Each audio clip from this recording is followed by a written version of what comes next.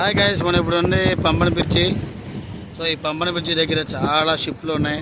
అలాగే లేటెస్ట్గా కట్టిన బ్రిడ్జి కూడా ఇప్పుడు మీకు చూపిస్తాను. గైస్ చూడండి, ఇదే పంబన బ్రిడ్జి. మనకి ఏదైనా షిప్స్ వచ్చినప్పుడు లేటెస్ట్గా నరేంద్ర మోడీ గారు ఓపి ప్రారంభించిన బ్రిడ్జి.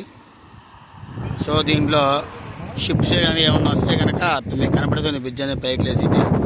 మళ్ళీ షిప్స్ ఎప్పుడైతే వెళ్ళిపోతాయి ఆటోమేటిక్ క్లోజ్ అయితే లైక్ లండన్ బ్రిడ్జి లాగా చాలా బాగుంది చూస్తానికి వ్యూ అంతా కూడా.